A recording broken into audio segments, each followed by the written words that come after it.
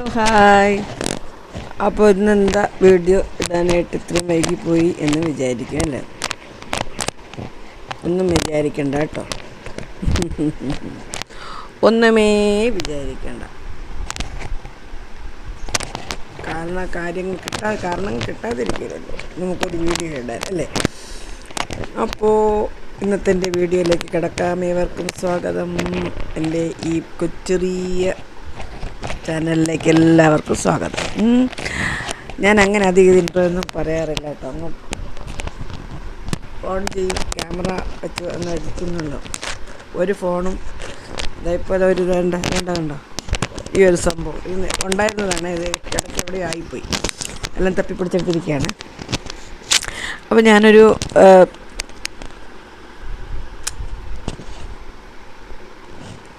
പ്രധാനപ്പെട്ട ചില കാര്യങ്ങൾ ഇങ്ങനെ നമുക്ക് സംസാരിച്ചപ്പോൾ നമ്മുടെ ജീവിതത്തിലൂടെ കടന്നു പോകുന്നെന്ന് പറഞ്ഞാൽ നമ്മൾ കണ്ടുകൊണ്ടിരിക്കുന്ന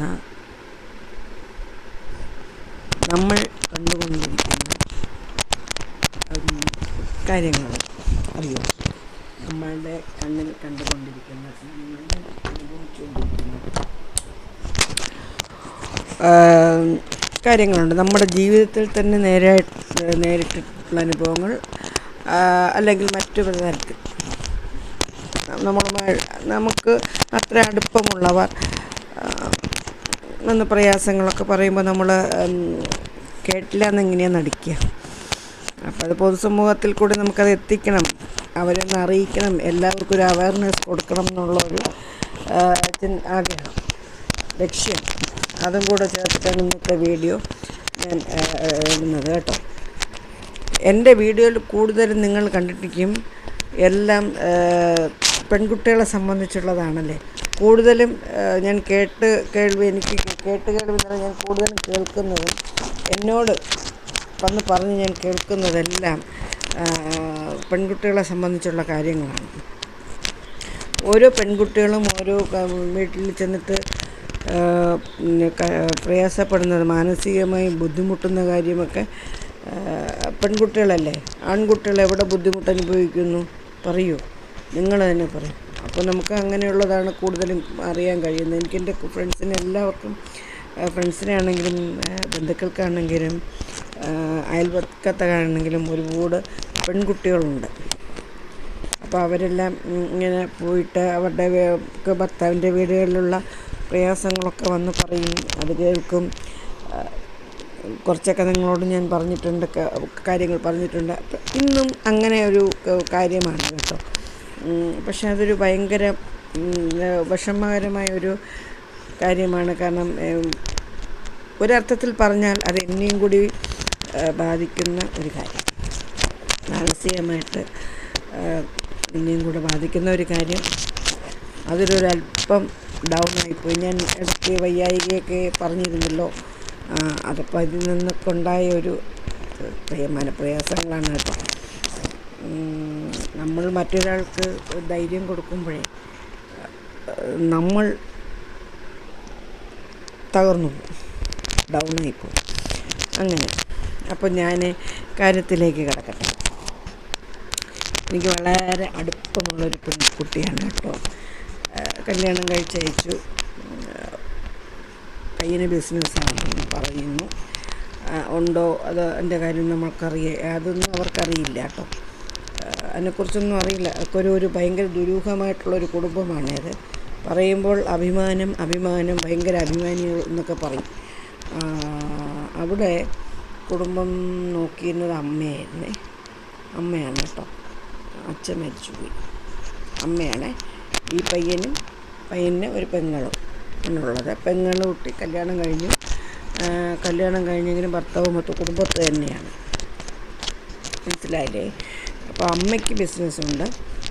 അപ്പോൾ അമ്മയാണ് ആ ബിസിനസ്സിൻ്റെ മറപിടിച്ചാണ് ഇവരൊക്കെ ജീവിക്കുന്നത്. ഇപ്പം ഏകദേശം ഒരു വീട്ടിൽ. അപ്പോൾ അമ്മയാണ് അവിടുത്തെ പ്രധാനി, ഭയങ്കര അഭിമാനിയായ ഒരമ്മ. അമ്മയുടെ കുടുംബത്തിൽ എങ്ങനെയായിരുന്നു എന്നുള്ളത് ഇവർ ചിന്തിക്കേണ്ട കാര്യമുണ്ടോ? പെൺകുട്ടിയുടെ വീട്ടുകാർ അന്വേഷിക്കേണ്ട കാര്യമുണ്ടോ? എൻ്റെ കുട്ടി എൻ്റെ കുഞ്ഞ് നല്ലവണ്ണം നോക്കുമോ എന്നുള്ളതാണ് നമ്മൾ ചിന്തിക്കാനുള്ളത്, അല്ലേ? പെൺകുട്ടികളുടെ വീട്ടുകാർ ചിന്തിക്കാം. അപ്പോൾ സഹോദരിയെ കെട്ടിച്ചു വിട്ടല്ലോ എന്നുള്ള ഒരു ആശ്വാസം, സഹോദരി അപ്പോൾ നാത്തവും പോരില്ല അവിടെ എന്നാശ്വസിച്ചു. പയ്യൻ വീട്ടുകാർക്ക് ഡിമാൻഡ്സ് ഒന്നുമില്ലായിരുന്നു, അവർക്ക് നല്ലൊരു കുട്ടിയായിരുന്നു ആവശ്യം, അങ്ങനെയൊക്കെ പറഞ്ഞ് കെട്ടി. പക്ഷേ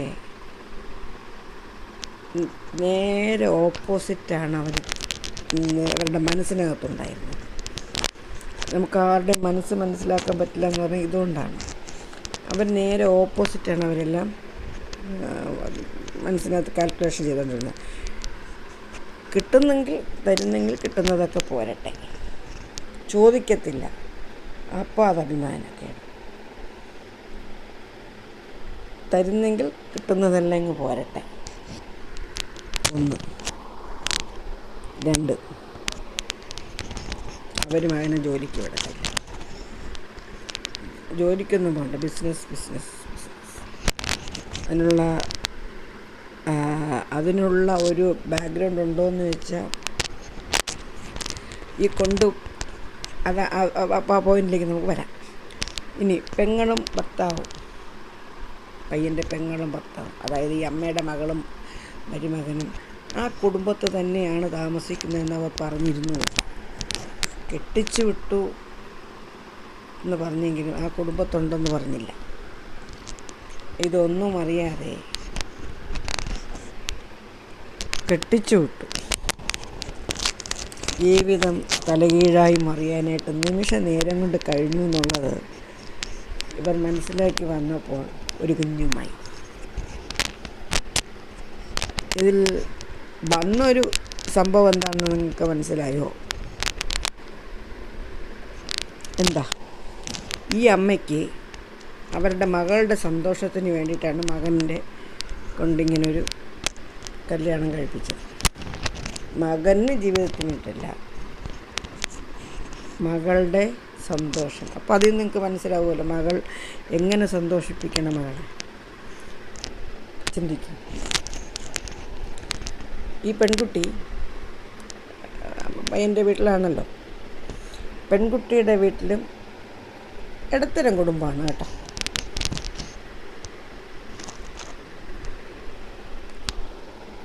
പെൺകുട്ടിയുടെ വീട്ടിലും അമ്മയാണ്, അച്ഛൻ മരിച്ചുപോയി, അമ്മയാണ് വളർത്തി വലുതാക്കിയത്, അമ്മയും അമ്മ വീട്ടുകാരും. ഓക്കെ, അപ്പം അതുകൊണ്ട് മറ്റവർ എന്ത് വിചാരിച്ചു, എന്ത് അവർ ചെയ്താലും ഇവർ ചോദിക്കത്തില്ല എന്നുള്ള ഒരു മനോഭാവം വച്ച് പുലർത്തി അവർക്ക് അവരാൽ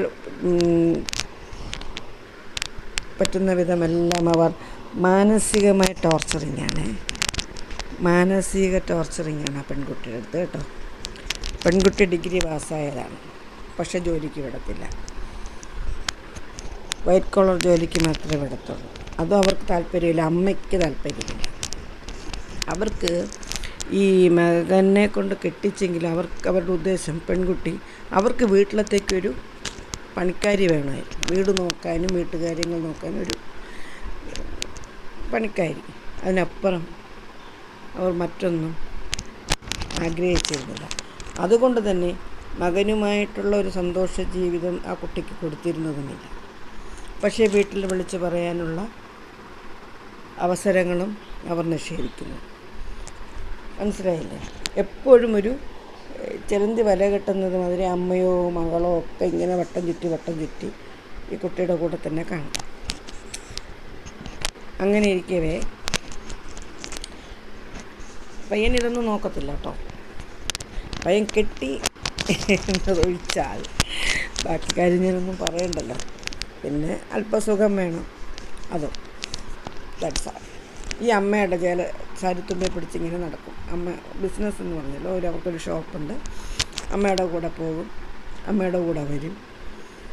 അങ്ങനെ ഈ പെൺകുട്ടിയുടെ പ്രായം വെറും 21 വയസ്സ്. നിങ്ങൾ ഓർക്കുക, അവരുടെ മകൾ അവരുടെ ഭർത്താവുമായിട്ട് സന്തോഷകരമായൊരു ജീവിതം നയിക്കുന്നു. വന്നു കയറിയ പെൺകുട്ടി അത് പാടില്ല എന്നുള്ളൊരു മനോഭാവക്കാരിയാണ് ഈ അമ്മ. ഞാൻ ഈ കുറ്റം പറയുമ്പോൾ ഒരു പക്ഷേ ആ മകന് മനസ്സിലായാൽ പ്രതികരിക്കുമായിരിക്കും. ഞാനത് കാര്യമാക്കുന്നില്ല. ചീത്ത പറയുമായിരിക്കും, അതും കാര്യമാക്കുന്നില്ല. എന്താണെന്നറിയോ, അനുഭവിക്കുന്നവർക്ക് എൻ്റെ വിഷമം മനസ്സിലാവും, കണ്ടുകൊണ്ട് നിൽക്കുന്നവർക്ക് മനസ്സിലാകത്തില്ല. ഇതിൻ്റെ പ്രയാസങ്ങൾ അവനോട് പറഞ്ഞു കഴിഞ്ഞാൽ അവനത് കേൾക്കാൻ പോലുള്ള മനസ്സില്ല. എപ്പോഴും അമ്മയും പെങ്ങളും അങ്ങനെ ഒരു ഇതായിട്ട് ആ മനോഭാവം ആ രീതിയിൽ. അങ്ങനെ ഇരിക്കെ അവർക്ക് കുടുംബത്തിനൊരു കുഞ്ഞ് വേണം. അതിന് നിർബന്ധിച്ചൊരു കുഞ്ഞിനെ ജനിപ്പിച്ചു. നോക്കുമോ എന്ന് വെച്ചാൽ കുഞ്ഞിന് അച്ഛനുണ്ട്. ഒക്കെ ശരി. അപ്പം ഇല്ലായ്മ പറയാൻ ചൂണ്ടിക്കാണിക്കാൻ അച്ഛനുണ്ട്, പക്ഷേ ഫലത്തിൽ അച്ഛനില്ല. ഇപ്പം മനസ്സിലായില്ലേ? ചൂണ്ടിക്കാണിക്കാൻ അച്ഛനുണ്ട്, കർമ്മത്തിൽ അച്ഛനില്ല. അത് നോക്കുന്നത് വരാം ഈ അമ്മയും പെങ്ങളുമാണ്. അങ്ങനെ ഇരിക്കെ ഈ പെങ്ങൾ എന്ന് പറയുന്ന പ്രസ്ഥാനം ഉണ്ടല്ലോ, എല്ലായിടത്തും കുരിശാട്ടോ. അവർക്ക് ഒരു സ്വാർത്ഥതയാണ്. സ്വാർത്ഥത പറഞ്ഞു വരുമ്പോൾ എന്താണെന്നറിയോ, സഹോദരൻ്റെ ഭാര്യയെ സ്നേഹിക്കാൻ പാടില്ല അമ്മ, അവരുമായിട്ട് അടുക്കാൻ പാടില്ല. അപ്പം അതിന് വേണ്ടതൊക്കെ ഇവർ വേണ്ട വിധത്തിൽ ഉള്ള വിഷമത്രിങ്ങിന് അമ്മയ്ക്ക് ഡിസ്റ്റർബൻസ് ഉണ്ടാക്കി കൊടുത്തുകൊണ്ടേയിരിക്കും. അപ്പോൾ ആ കുടുംബത്തിലുള്ള സ്ഥിതി എന്തായിരിക്കും? പക്ഷേ ഈ കുട്ടി വന്ന് പറയുന്ന സമയത്തെല്ലാം ഒരുപാട് ഒത്തിരിയും വൈകിപ്പോയി. ചോദിക്കേണ്ട സമയത്തെ കൊണ്ട് ചോദിക്കാൻ സമ്മതിച്ചിട്ടുമില്ല. മനസ്സിലായി? കാരണം പേടിയാണ് ആ കുട്ടിക്ക്. ആ കുട്ടി അങ്ങനെ അവർ പേടിപ്പിച്ചു. ഈ അമ്മയും പെങ്ങളും പയ്യനും കൂട്ടുണ്ടാവുമല്ലോ. അല്ലെങ്കിൽ ആ ഭർത്താവ് എന്ന് പറഞ്ഞ പയ്യൻ എൻ്റെ കൂടെ ഉണ്ടെന്നുണ്ടെങ്കിൽ ഈ കുട്ടി നേരത്തെ അത് പ്രതികരിക്കുമേ. ഇവളവിടെ ഒറ്റയ്ക്കാണ്. പ്രസവത്തിന് സ്വന്തം വീട്ടിൽ വന്നു, തിരിച്ചു പോയി. ഇന്നത്തെ കാലത്ത് ഒരു വാഷിംഗ് മെഷീൻ ഇല്ലാത്തൊരു വീടുണ്ടോ സുഹൃത്തുക്കളെ? കുഞ്ഞുങ്ങളെ, അതുപോലും ഇല്ലാത്തൊരു വീട്. പ്രസവിച്ച് 60 പോലും തികയുന്നതിന് മുമ്പ് തിരിച്ചു പോയ കുട്ടിക്ക്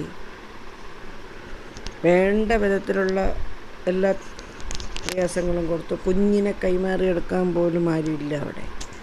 അന്നേരത്ത് ഈ ആവശ്യങ്ങൾ വരുന്ന സമയത്ത് പെങ്ങൾ ഭർത്താവിൻ്റെ വീട്ടിൽ പോകും. പെങ്ങൾ വീട്ടിലുണ്ടെങ്കിൽ അത് ആളാലാകുന്ന ഒരു സഹായവും ഇല്ല. മനസ്സിലായില്ല? അവളെ ഭർത്താവുള്ള രോഗമായിട്ട് അങ്ങനെ ഇരിക്കും. ഭർത്താവിനും പ്രത്യേകിച്ച് പണിയൊന്നുമില്ല. അങ്ങനെ ഇരിക്കെ ഈ അമ്മയ്ക്ക് വയ്യാണ്ടായപ്പോൾ അമ്മയെ നോക്കാനുള്ള ഒരു പേരും പറഞ്ഞു നമ്മൾ പൂർണ്ണമായും താമസം. മറ്റേത് വന്നും പോയും ഇങ്ങനെ മാസത്തിൽ 15 ദിവസം എവിടെയാണെങ്കിൽ 10 ദിവസം അവിടെ പോയി ആളുകളുടെ വായടപ്പിക്കാൻ, ചുറ്റുവട്ടത്തുള്ളവരുടെ വായടപ്പിക്കാൻ വേണ്ടിയിട്ട് അങ്ങനെ പോയി വന്ന് നിന്നവൾ. അമ്മയ്ക്ക് വയ്യാണ്ടായപ്പോൾ വീട്ടിലങ്ങ് സ്ഥിരതാമസമായി. അതിന് ഈ അമ്മയോ സഹോദരനോ ഒന്നും എതിര് പറഞ്ഞുമില്ല. അവിടെ ഈ കുട്ടി ഈ ഒരു കുഞ്ഞിനെ ചൊല്ലി അവിടെ പ്രശ്നങ്ങളായി. അപ്പം നിങ്ങൾക്ക് മനസ്സിലായില്ല, പെങ്ങൾക്ക് കുട്ടികളുമില്ല. അപ്പോൾ അതിലുള്ള പ്രശ്നങ്ങൾ വഷളായി. ഈ കുട്ടിക്ക് വയ്യാണ്ടാകുന്നു. ഇവൻ വിളിച്ച് പറയുകയാണ്, ഭർത്താവ് വിളിച്ച് പറയുകയാണ്, പെൺകുട്ടിയെ കൊണ്ടുപോകാം, കുഞ്ഞവിടെ നിൽക്കും. എന്താ കഥയല്ലേ? അവൻ്റെ അമ്മയ്ക്ക് വിഷമാവും, പെങ്ങൾക്ക് വിഷമാവും. അതുകൊണ്ട് കുട്ടി അവിടെ നിൽക്കട്ടെ, കുഞ്ഞിൻ്റെ അമ്മയെ സ്വന്തം വീട്ടിൽ കൊണ്ടുവന്ന് നിർത്തിക്കോളാം. പെൺകുട്ടിയുടെ വീട്ടുകാർ അതിന് സമ്മതമായില്ല. ഇത് കഥയൊന്നും അല്ല കേട്ടോ, നല്ല സംഭവം. ആ കുട്ടി ഇപ്പോൾ ലോകത്തില്ല. ആ പെൺകുട്ടി മരിച്ചുപോയി കേട്ടോ. ഒരു പ്രകാരത്തിൽ കൊന്നു എന്ന് തന്നെ പറയാം. പെങ്ങളാണ് കാരണക്കാരൻ. നമ്മൾ ഈ പയ്യൻ തിരിച്ച് പ്രതികരിക്കാൻ കഴിയാത്തൊരു പയ്യൻ, ചിലതിനെയൊക്കെ നമ്മൾ പറയില്ലേ, മഷ്കുണ മന്ദൻ എന്ന് പറയില്ലേ, ആ ടൈപ്പ് പയ്യനാണ്. പെങ്ങളടുത്തൊന്നും പറയാനും അവനെ കൊണ്ട് ഇനി അവനെ കൊണ്ട് കഴിയില്ല. കഴിയുമായിരുന്നെങ്കിൽ ആ കുട്ടിക്ക് മരണം നടക്കൂലായിരുന്നു. അവനെ കൊണ്ട് കഴിയില്ല, അതാണ് സത്യം. പക്ഷേ കുടുംബത്തിൽ വീണ്ടും വീണ്ടും വഴക്കുകളുണ്ടാവാൻ കാരണങ്ങൾ എന്താണെന്നറിയോ? ഈ അമ്മയ്ക്ക് അടിക്കടി അസുഖം വന്നു, ഹോസ്പിറ്റലൈസ്ഡ്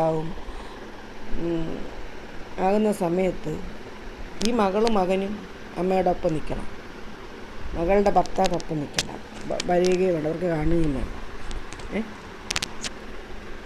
മകനും അപ്പോൾ ഈ മരുമകനും വീട്ടിൽ വേണം, വീട്ടിലുണ്ടാവണം. മരുമകൾക്ക് വീട്ടിൽ പോകാനും പാടില്ല. പോകണം എന്നുണ്ടെങ്കിൽ പെങ്ങളുടെ പെർമിഷൻ. ഈ പെങ്ങൾ ഒരുമാതിരി സെൻറ്റിമെൻസിൽ സഹോദരനെ വീഴ്ത്തിയിട്ടിരിക്കുകയാണ്. ചില കുഴി ചെന്ന് ഇട്ടിരിക്കുന്നു പറയില്ല, എന്നാണ് പറഞ്ഞത്. ഇനി ഇതിൻ്റെയൊക്കെ കാതലായ ഒരു ഭാഗം നിങ്ങൾ മനസ്സിലാക്കുക. പെങ്ങൾക്കും അമ്മയ്ക്കും ഒന്നും ഈ ബന്ധം ഇഷ്ടമില്ലായിരുന്നു, ഈ പയ്യന് മാത്രമാണ് താല്പര്യം. അപ്പോൾ അതിൻ്റെ ആഫ്റ്ററാണ് ഇവരിങ്ങനെ കിടന്നിങ്ങനെ വട്ടം ചുറ്റിയത്. പെങ്ങൾക്ക് സഹോദരനും ഭാര്യയും ഒരുമിച്ച് നിൽക്കുന്നതൊന്നും അവർക്ക് ഇഷ്ടമില്ല. അപ്പോൾ അത് കാരണം അവർ ചെയ്യുന്ന പണി എന്താണെന്നറിയോ? ഈ അമ്മ ഹോസ്പിറ്റലൈസ്ഡാകുമ്പോൾ സഹോദരനെയും കൂടെ വിട്ടുവിടത്തൊന്നുമില്ല, അവിടെ നിർത്തും. ഈ പെൺകുട്ടി ഇങ്ങനെ പ്രയാസങ്ങൾ പറയുമ്പോൾ വീട്ടിൽ വരുന്ന കാര്യം പറയുമ്പോൾ ഇവൻ വിടത്തില്ല. എന്താ കാര്യം? സഹോദരിയുടെ ഭർത്താവിനെ നോക്കേണ്ട കടമ ഈ പെൺകുട്ടിക്കാണ്. ഈ മരുമകൾക്കാണ് സഹോദരിയുടെ ഭർത്താവിനെ നോക്കണം. അതുകൊണ്ട് കുഞ്ഞിനെയും കൊണ്ടുപോകാൻ പറ്റില്ല, അവിടെ തന്നെ നിൽക്കുക. എന്നാൽ അവരുടെ കാര്യങ്ങളൊക്കെ ഭർത്താവായ പയ്യൻ നോക്കുന്നുണ്ടോ? അതുമില്ല. മറ്റൊരു കുടുംബത്തിൽ നിന്ന് വന്ന ഒരു പെൺകുട്ടിയാണ്, അതിന് ആഗ്രഹങ്ങളുണ്ടോ, സ്വപ്നങ്ങളുണ്ടോ, ആഗ്രഹങ്ങളുണ്ടോ, അത് കഴിക്കുന്നുണ്ടോ, ഒന്നും അന്വേഷിക്കേണ്ട ഒരു കാര്യവും അവനില്ല കേട്ടോ. അവനെ സംബന്ധിച്ചില്ല, ആ പെങ്ങളുമില്ല. അങ്ങനെ ഇരിക്കെ ഈ കുട്ടിയുടെ സ്വർണ്ണാഭരണം മൊത്തവും അവൻ പോയി അവൻ ബിസിനസ് ഉണ്ടാക്കാൻ പറഞ്ഞിട്ട് അതിനകത്തോട്ട് കളഞ്ഞു കുളിച്ചു. ഇതൊക്കെ അമ്മയും സപ്പോർട്ടാണ് കേട്ടോ. എന്നോട് വഴക്കടിച്ചിട്ട് ചോദിക്കാനും പറയുന്ന ആരും ഒന്നിനും പറഞ്ഞതിൽ കൂടെ സ്വർണ്ണവും മൊത്തവും പോയി. മനസ്സിലായില്ലേ? ഒരുപാട് കിലോ കണക്കിന് സ്വർണം കൊടുക്കാത്തത് കൊണ്ട് പിന്നെ അതൊരാശ്വാസം. എന്നാൽ ആ പെൺകുട്ടിയുടെ സ്വന്തം ആവശ്യത്തിന് പോലും ഒരു തരി സ്വർണ്ണവും വച്ചുമില്ല, അതിൻ്റേതായിട്ടുള്ള ഒരു ഇത് കൊടുത്തിട്ടുമില്ല, ഒന്നും നോക്കത്തില്ല. എങ്ങനെയാണ് കുട്ടി പിടിച്ച് നിൽക്കുക? അപമാനിതയാകാൻ ഓരോ നിമിഷവും ഓരോ ദിവസവും. സ്വന്തം വീട്ടുകാരുടെ അടുത്താണെങ്കിലും ആ കുട്ടി ഇങ്ങനെ ബുദ്ധിമുട്ടുകൾ നേരിട്ടുകൊണ്ടിരിക്കുകയാണ്. എല്ലാം ഇങ്ങനെ നശിപ്പിച്ചിട്ട് വന്നല്ലോ, ഇങ്ങനെ ഒന്നും പ്രതികരണ ശേഷിയില്ലാത്ത ഒരു പെണ്ണ് പറഞ്ഞിട്ടെന്താ? അത് മരിച്ചു. അസുഖം വന്ന് അതിന് ഫിറ്റ്സ് ഉണ്ടായിരുന്നു, ഫിറ്റ്സിൻ്റെ അസുഖം വന്ന് ആ കുട്ടി അങ്ങ് മരിച്ചു. എന്തായാലും പെങ്ങളുടെ ഒരാഗ്രഹം നടന്നു, കുഞ്ഞിനെ കിട്ടണം എന്നുള്ള ആഗ്രഹം നടന്നു. പക്ഷേ കുട്ടി അവർക്കെതിരായിരുന്നു എന്നുള്ളതാണ്, പെങ്ങൾക്കെതിരായിരുന്നു, എതിരായിപ്പോയി. പെങ്ങളുടെ പ്രതികരണം അങ്ങനെ, പെങ്ങളുടെ പ്രവൃത്തി എങ്ങനെയായിരുന്നു? പെങ്ങളെന്ന് പറഞ്ഞാൽ പോരുകുത്തനൊരു പെങ്ങൾ, പെൺകുട്ടിയുടെ വീട്ടുകാരുടെ അടുത്തൊക്കെ ഒരുമായിട്ട് സംസാരവും എന്തോ മോശമായിട്ടുള്ള ഇതായിരുന്നു. പെങ്ങളാണ് ഇവിടെ ശത്രു. പക്ഷെ ഇവർക്ക് അങ്ങനെ ഇത് വേറെ പരാതിയൊന്നും കൊടുക്കാൻ പോരോട്ടെ, എന്താ തീർന്നു, അങ്ങനെ എന്തിനാ കേസ് കൊടുത്തു, നഷ്ടപരിഹാരം കിട്ടി, അതിൽ നിന്നൊക്കെ എന്താ നേട്ടം എന്ന് പോയ മകൾ തിരിച്ചു വരുമോ? ഈ മരിച്ചുപോയവർ തിരിച്ചു വരുമോ? ഇല്ല. പിന്നെ അതിൻ്റെ പുറകെ നടത്തുന്ന വർഷങ്ങൾ കഴിക്കുന്ന എന്തിനാണ്? ഇന്ന് അവരുടെ സ്ഥിതി എങ്ങനെയാണെന്നൊന്നും അറിയില്ല. ആ പെങ്ങളെന്തായാലും അവൻ രാജകുമാരിയെ പോലെ വാഴിച്ചു എന്നുള്ള സത്യമാണ്. അവൾക്കെല്ലാവിധ സുഖസൗകര്യങ്ങളും ഒരുക്കി കൊടുത്തു. ഈ പെൺകുട്ടിയൊക്കെ ചെയ്യാവുന്നതിൻ്റെ പരമാവധി അവൻ ദ്രോഹിച്ചു കേട്ടല്ലോ. പക്ഷേ പെങ്ങളെ അവൻ രാജകുമാരിയായിട്ട് വാഴിച്ചുകൊണ്ടിരിക്കുകയായിരിക്കാം. പിന്നെ അതിനെക്കുറിച്ചൊരു അറിവുമില്ല. ആണുങ്ങൾ ഇങ്ങനെയാണ്. കുറേ കഴിയുമ്പോൾ ഇതും കഴിഞ്ഞ് അവൻ വേറെ കെട്ടും, അവന് വേറെ കുട്ടികൾ ജനിക്കും. ഈ കൊച്ചിൻ്റെ കാര്യം എന്തോ ഗതി. ഈ പെങ്ങളെ ഈ കൊച്ച് സ്നേഹിക്കുമോ? ഒരിക്കലുമില്ല. അമ്മയെ ദ്രോഹിച്ചതിന് പെങ്ങളെ ഒരിക്കലും കുട്ടി സ്നേഹിക്കുമോ എന്നെനിക്ക് തോന്നണില്ല. ഇതിൽ നിങ്ങൾക്കെന്ത് തോന്നുന്നു ഇത് കേട്ടിട്ട്? ഇങ്ങനെയുള്ള കുടുംബക്കാരെ എന്ത് ചെയ്യണം? ഇങ്ങനെയുള്ള പെങ്ങളെയും ഇങ്ങനെയുള്ള ഒരു ഭർത്താവിനെയും എന്തോ ചെയ്യണം? ഒരമ്മയും. ആ അമ്മ മരിച്ചുപോയി കേട്ടോ, അമ്മയൊക്കെ മരിച്ചുപോയി. അമ്മ മരിച്ചു പോയിട്ടും അവിടെ തന്നെ നിൽക്കണം എന്നുള്ളത് ഈ പയ്യൻ്റെ ഒരു ഭയങ്കര ഒരു വാശിയായിരുന്നു. അവിടെ തന്നെ നിൽക്കണം, പെങ്ങളെ കൂടെ തന്നെ നിൽക്കണം എന്നുള്ളത്. ഏതോ ഒരു അവൾക്ക് പിടിച്ചു നിൽക്കാൻ പറ്റാത്തൊരു ഘട്ടത്തിൽ ആ കുട്ടി സ്വന്തം വീട്ടിലേക്ക് വരികയും വന്നതിൻ്റെ പിന്നാലെ ആ പെങ്ങൾ ഏതാണ്ടൊക്കെ വിളിച്ച് പറയുകയും ചെയ്തു, പെൺകുട്ടിയുടെ അമ്മയുടെ അടുത്ത് കേട്ടോ. എങ്ങനെയും അവരുടെ അടുത്തേക്ക് കൊണ്ടെത്തിക്കുക എന്നുള്ളത് ആവത് ശ്രമിച്ചു നോക്കി, നടന്നില്ല. പിന്നെ അത് ഭയങ്കര പ്രശ്നങ്ങളൊക്കെ, ഒത്തിരി മെൻ്റൽ പ്രോബ്ലംസൊക്കെ നേരിട്ട്. അങ്ങനെ അതിന് വയ്യാണ്ടായി അത് മരിക്കുകയാണ് ഉണ്ടായത് കേട്ടോ. ഒരു വഴിക്ക് പറഞ്ഞാൽ ആ കുട്ടി ഒരു ആത്മഹത്യ ചെയ്തു എന്ന് പറയാം. അസുഖമൊന്ന് മരിച്ചതാണെങ്കിലും ഇവനെന്തോ പറഞ്ഞു, ഇവനെന്തോ വശമില്ലാതെ ഫോണിൽ സംസാരിച്ചതിൻ്റെ പുറത്ത് വയ്യാതാവുകയും അങ്ങനെ ആ ഒരു നിന്ന് മരിക്കുകയാണ് ഉണ്ടായത് കേട്ടോ. ഇവൻ വിളിക്കുമ്പോഴാണ് ഈ കുട്ടിക്ക് അസുഖങ്ങളൊക്കെ ഉണ്ടാകുന്നത്. ഇവനിങ്ങനെ ഒരുമാതിരി ദേഷ്യം എന്നൊക്കെ പറയും. അപ്പോഴവൾക്ക് വയ്യാണ്ടൊക്കെ ആവുന്നതും അങ്ങനെ ഒരു വയ്യായികയിൽ ആ കുട്ടി അങ്ങ് മരിച്ചു. പിന്നെ ആ ഭാഗത്തിനെക്കുറിച്ച് ആ വീട്ടുകാരൊന്നും ചിന്തിച്ചില്ല. കുട്ടിയെ നോക്കാൻ പോയിട്ടില്ല, കൊച്ചിനെ നോക്കാൻ പോയിട്ടില്ല കേട്ടോ.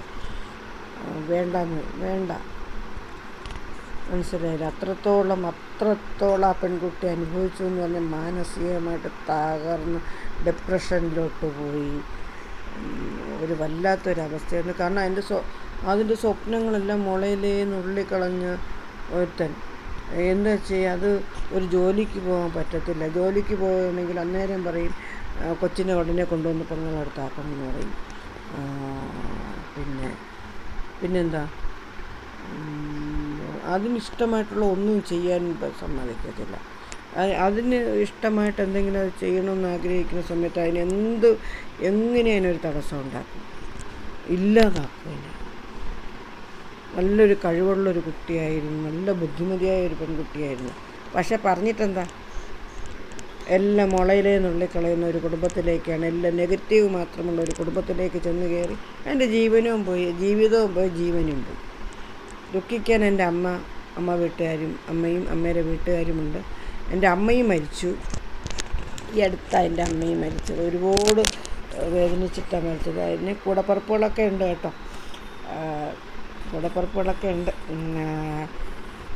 അവർക്കൊന്നും വലിയ പ്രശ്നങ്ങളില്ലാതെ കഴിഞ്ഞു പോകുന്നു. ഈ ഒരു കുട്ടിയുടെ ജീവിതം, ഇത് മൂത്ത കുട്ടിയാണ്, കുട്ടിയുടെ ജീവിതം മാത്രം ഇങ്ങനെ ആയിപ്പോയാൽ അവർക്ക് ഒരുപാട് വിഷമമുണ്ടല്ലോ. കാരണം കാണാനും ഭംഗിയുള്ളൊരു കൊച്ചായിരുന്നു, നല്ല സ്വഭാവമായിരുന്നു, കുടുംബം നോക്കാനൊക്കെ അറിയാമെന്നുള്ള ഒരു നല്ലൊരു കുട്ടിയായിരുന്നു കേട്ടോ. പക്ഷേ എന്ത് ചെയ്യാൻ, ഇങ്ങനെ ഒരു കൊള്ളരുതാത്ത കുടുംബത്തിൽ കൊണ്ടുവന്ന അഭിമാനം, എന്ത് പറഞ്ഞാലും ഒരു അഭിമാനത്തെ കയറി പിടിച്ചുകൊണ്ട് എങ്ങനെ ഒരു കൊള്ളരുതാത്ത കുടുംബത്തിലോട്ട് പറഞ്ഞു വിട്ടു. ഒരു വല്ലാത്തൊരു ചതിയാണ് അവർ ചെയ്തത്. അമ്മയും പെങ്ങളുമാണ് ഇതിനകത്ത് പ്രധാന കണ്ണീരായിട്ട്. ഞാൻ വെറുതെ പറഞ്ഞല്ലോ കുഞ്ഞുങ്ങളെ, എൻ്റെ തലയിൽ ഇതെന്താ ഇട്ടേക്കണമെന്ന് നിങ്ങൾ വിചാരിക്കല്ലേ? ഇത് ഞാൻ കുളിച്ചോണ്ട് വന്ന പാട്, ഇതാ കണ്ടില്ലേ, കുളിച്ചോണ്ട് വന്ന പാട് ഇങ്ങനെ വന്ന് വീഡിയോ എടുത്ത് കൊണ്ടിരിക്കുക. പോസ്റ്റ് ചെയ്യാൻ വൈകുന്നു മാത്രമേ ഉള്ളൂ. ഇത് രാവിലെ കുളിച്ച പാടെ വന്ന് വീഡിയോ എടുത്ത് നിങ്ങളോട് ഇത് പറയാമെന്ന് കരുതി പറഞ്ഞു കഴിയുമ്പോൾ മനസ്സിനൊരു ആശ്വാസമാവുമല്ലോ. അങ്ങനെ പോകുന്നു കാര്യങ്ങൾ. അപ്പോൾ ഇതിപ്പോൾ അടുത്ത് ഞാൻ ഒത്തിരി നാളായി എൻ്റെ മനസ്സിലിങ്ങനെ ചിലപ്പോൾ ഇങ്ങനെ ചില വിങ്ങലുകൾ വരും. കാരണം നമ്മുടെ ജീവിതം അതുമായിട്ടൊരു റിലേറ്റഡ് ഇതുണ്ട്. അപ്പോൾ അതുകൊണ്ട് എൻ്റെ ജീവിതവും അതുമായിട്ട് റിലേറ്റഡ് ഇതുള്ളതുകൊണ്ട് ഞാൻ പെട്ടെന്ന് നമുക്കൊരു ഇങ്ങനെ നമ്മളവരുടെ അതിനകത്തോട്ട് വരുമ്പോൾ നമ്മളാകെ ഡൗണായിപ്പോവും കേട്ടല്ലോ. എൻ്റെ ഒരു വലിയൊരു അടുത്ത കൂട്ടുകാരിയായിരുന്നു അത്. എന്ത് ചെയ്യുക, എനിക്കും അതിന് ഒരേ അനുഭവം എൻ്റെ പോലത്തെ അനുഭവമല്ല അതിൻ്റെ.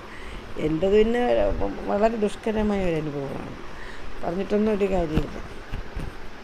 എന്താ പറയുക, ഓരോരുത്തരുടെ ജീവിതത്തിൽ ഓരോന്ന് നടക്കുന്നു. നമുക്ക് ഒട്ടും അപ്രതീക്ഷിതമായിട്ടാണെങ്കിലും പ്രതീക്ഷിക്കാത്ത രീതിയിൽ നമ്മുടെ ജീവിതത്തിലേക്ക് ഓരോരോ സംഭവങ്ങൾ വന്നു ചേരും. മനസ്സിലായില്ലേ? എന്ന് പറഞ്ഞതുപോലെ എൻ്റെ ജീവിതം തകർത്ത വ്യക്തിയുടെ അതേ നാട്ടിൽ നിന്ന് തന്നെയാണ് എനിക്കും പിന്നെ അങ്ങനെ ബന്ധം വന്നതും സ്വഭാവം അതുപോലെ ആയിപ്പോയി. പറഞ്ഞു വരുമ്പോൾ സ്വഭാവം അതുപോലെ ആയിപ്പോയി. അപ്പോൾ ഞാൻ എന്തു ചെയ്യും? അപ്പോൾ നമ്മളെല്ലാം കൂടെ തകർന്നു. അതേ നാട്ടുകാർ, അതേപോലെ ഒരു കുടുംബവുമായിപ്പോയി. ഞാൻ അനുഭവിച്ച ദുരവസ്ഥ എന്താണോ അതേ ഒരു ദുരവസ്ഥയായിപ്പോയി. അപ്പോൾ അതൊക്കെ ഓർക്കുമ്പോൾ നമുക്ക് ഭയങ്കരമായിട്ട് നമ്മുടെ ഉള്ളിൽ കത്തിക്കൊണ്ടിരിക്കുകയാണ്. ഒരു അഹങ്കാരം പിടിച്ച പെങ്ങളുണ്ടെങ്കിലുണ്ടല്ലോ, എൻ്റെ പൊന്നു മക്കളെ, അറിയാതെയോ അതിനെയെങ്കിലും കുറിച്ച് നിങ്ങളൊന്ന് ഡീറ്റെയിൽ ആയിട്ട് തിരക്കിയിട്ട് മാത്രമേ പെങ്ങന്മാരെയൊക്കെ അല്ലെങ്കിൽ മക്കളെ, പെൺകുട്ടികളെ കുടുംബത്തിലോട്ട് അയക്കാവൂ കേട്ടോ. ഒരൊറ്റ ആമ്പിള്ളേർ തള്ളമാരൊന്നും ഒന്നും സത്യം പറയില്ല. ഈ കെട്ടിച്ചു വിട്ട പെണ്ണും മരുമകനും വീട്ടിലുണ്ടെന്നുള്ള കാര്യമൊന്നും മറച്ചു വെച്ചുകൊണ്ട് കല്യാണം നടത്തും. എന്നാൽ അവരുടെ പല കാര്യലാഭത്തിനും വേണ്ടിയിട്ടാണ് ഈ കല്യാണം തന്നെ നടത്തുന്നത്. അറിയോ? അത് ഇതുപോലെയുള്ളൊരു ആൺമക്കളും ആയിരിക്കും. അല്ല, സ്റ്റേണായിട്ട് നിൽക്കുന്ന ആൺമക്കളടുത്ത് ഒരു കാര്യം നടക്കില്ല. അതൊക്കെ അവരുടെ കയ്യിലിരിക്കത്തേ ഉള്ളൂ. രണ്ട് പെണ്ണുങ്ങൾ ചേർന്ന് പോകില്ല എന്ന് കണ്ടു കഴിഞ്ഞാൽ അന്നേരത്തേക്ക് പ്രത്യേകം മാറി പോകില്ലേ? ഞാനും എൻ്റെ ഭാര്യയും കൊച്ചും പിന്നെ നമ്മുടെ ജീവിതം നോക്കി മുന്നോട്ട് പോകുന്നു ഇല്ലേ? അതിന് പോലും കഴിവില്ലാത്ത കുറേ അമ്മമാരുണ്ട്. അവരെ വീട്ടുകാരെ മാത്രമേ ഇങ്ങനെ വെള്ളപൂശി കാണിക്കുക നമ്മൾ പറയണം. അവരെന്ത് ചെയ്താലും അവരെ നല്ലതായിട്ട് കാണിക്കുക. അവർക്ക് മാത്രമേ സുഖവും സന്തോഷമൊക്കെ പാടും. വേറൊരു വീട്ടിൽ നിന്ന് വന്ന പെൺകുട്ടി എങ്ങനെയായാലും അവർക്കെന്താ നഷ്ടം? അവർക്കെല്ലാം ലാഭമല്ലേ ഉള്ളൂ. കിട്ടാനുള്ളതൊക്കെ കിട്ടുകയും ചെയ്യും. ഇവിടെ ജീവനും പോയി എന്നറക്കുകയും ചെയ്യും അല്ലേ? എന്താ ബോറിംഗ് ആണെങ്കിൽ പറയണം കേട്ടോ. ഇതിൻ്റെ ഒരു സൊല്യൂഷൻ നിങ്ങൾ പറഞ്ഞു തരും. ഇങ്ങനെയുള്ളവന്മാരെ എന്ത് ചെയ്യണം ഇങ്ങനെയുള്ള പെങ്ങളെയും ആങ്ങളെയൊക്കെ എന്ത് ചെയ്യണം എന്ന് നിങ്ങൾ പറഞ്ഞു തരും. എൻ്റെ അഭിപ്രായമാണെങ്കിൽ എന്താണെന്നറിയോ? ഞാൻ എന്ന വ്യക്തിപരമായ അഭിപ്രായം എന്താണെന്നറിയോ? പോരാടും. ചോദിക്കാനുള്ളത് മുഖതാവിൽ തന്നെ ചോദിച്ചു തീർക്കും.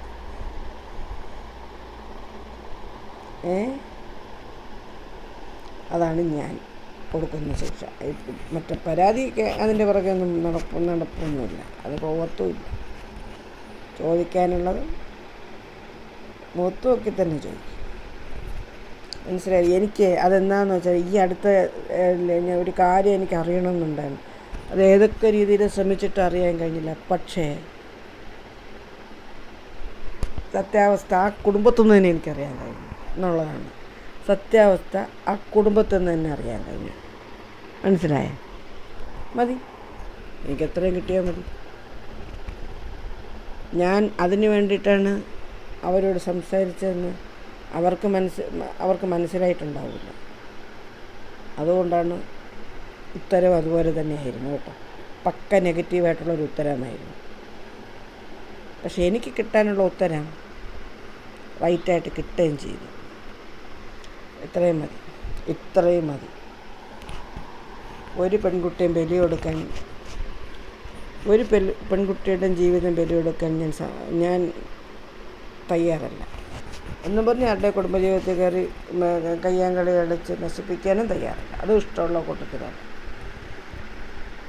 മനസ്സിലായി?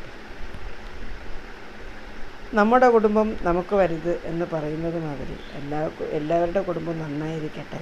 നമുക്ക് വീണ്ടും കാണാം. ബോറിംഗ് ആണെങ്കിൽ പറയണേ. ഇരുന്നിരുന്ന് ലോങ് വീഡിയോ ഇട്ടതാണ്.